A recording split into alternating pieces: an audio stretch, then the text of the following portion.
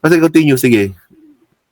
Well, let's talk about degrees, no? Kasi there is such a thing as an ordinary difference of opinion, no? Pero meron na rin po tayong nakikita ngayon na extraordinary na levels or degrees of differences of opinion.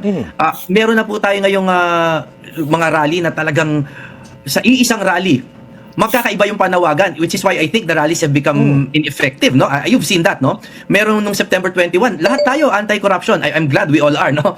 Pero yung iba, tumuturo diretso pataas, no? Sa Pangulo, with all due respect. Pero yung iba naman, iwas na iwas po sa kataganan yan. So even just with that, that is not a normal difference of opinion because that the public sentiment will dictate kung tutuloy po ang administrasyon na ito or hindi. But attorney, as a lawyer, Yes. Ano po yung constitutional o legal basis para sa secession sa Secession. Pilipinas o sa Mindanao? Oo. Ano po ang nakikita nyong dahilan o anong pwedeng gamiting Alam niyo ba mga kababayan, no, para magkaroon ng secession sa Pilipinas, kailangan pang aprubahan alam po kailangan pang aprubahan to ng UN eh. Kailangan recognize pa to ng UN. So sa tingin niyo ba, aprubahan ba ng UN yan? Na kayo ay kukonsider bilang isang bansa? Sino presidente nito? Sino presidente nyo? Si Polong. Oh, Vice President sino? Si Sara.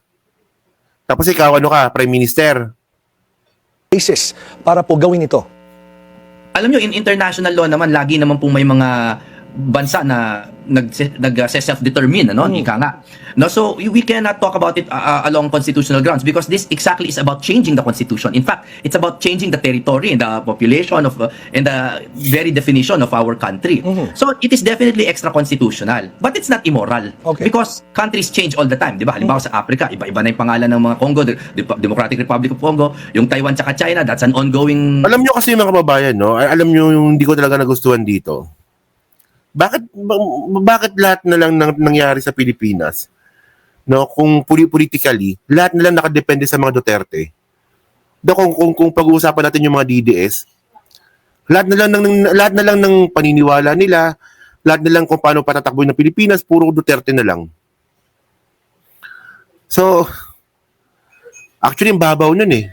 No, mababaw. Kasi hindi naman po sasabihin niya ni Jimmy Bundok, kung hindi naman po talaga kung hindi naman po talaga kung di naman talaga natalo sa kaso sa interim release, itong sila digong sa dahig. Ba? Debate, no? So I think it is a matter of management and economic structure more than anything. And of course, a matter of control. Ang Luzon po halimbawa, no, parang 57% yata ng population or something like that is nasa Luzon. Pero ang food production po ng Luzon is 46%. No? Baliktad po yan sa Mindanao, for example, na 24% yata sila ng population pero 35% ng food population dyan po. No? But attorney, food production rather. Well, given your arguments, hindi po ba imbis na ayusin yung sistema, bakit paghiwalay ang nakikita nyong solusyon?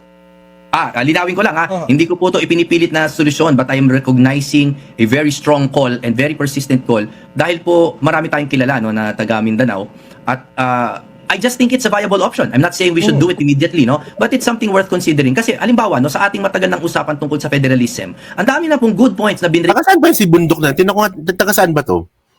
Ano ba probinsya nito? Probinsya, early life.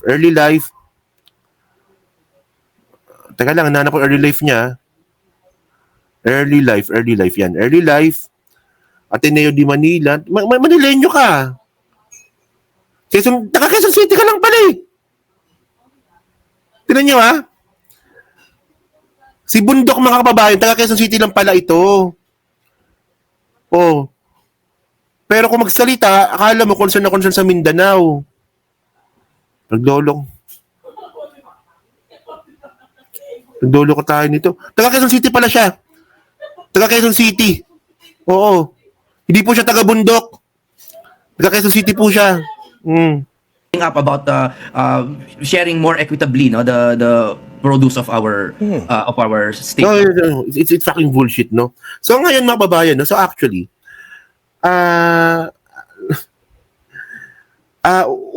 una sa lahat, bilang isang lawyer, napaka-unethical nito na ikaw mismo babanggain mo yung konstitusyon.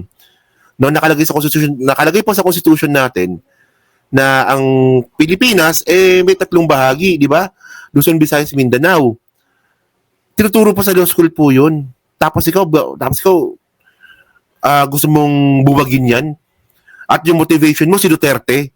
Ay kadisbar-disbar ka. Dapat dito mga babae dinidisbar to. Di ba?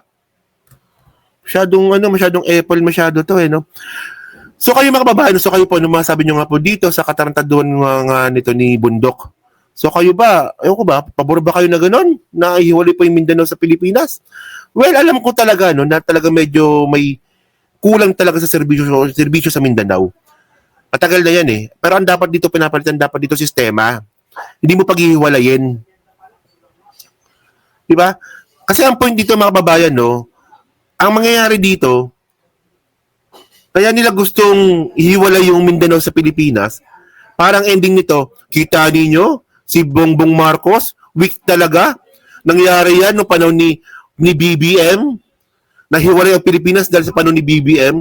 Ayun na naman yung reason, yung ano yan yung dahilan dyan At syempre, mga kababayan, hindi rin po natin pwedeng isang tabi na ito po si Bundok, appointee po ni Digong sa PAGCOR. Alam niyo naman, pag PAGCOR, kasino, sugal. Di ba?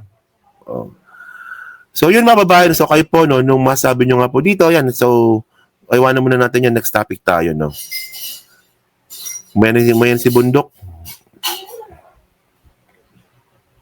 Wait lang isin ko lang to. Bundok.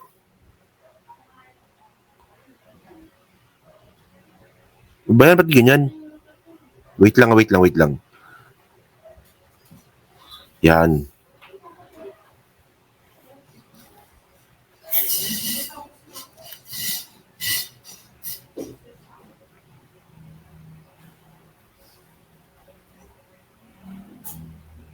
Ito, next topic tayo. Ano ba itong topic ko dito? Ito. Ano nga ba to? Kahapon kasi to Okay, game. Okay, game. Yun, so kamusta po kayo mga kababayan, So ngayon, pag-usapan ngayon natin itong bagong na-discover ng AMLAC.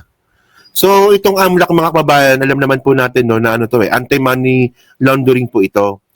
So ang pinag-uusapan ngayon natin dito, yung mga asset nga po ni Saldico. So ito, magandang report to, So sabi dito, okay. So Virgilio Lacson,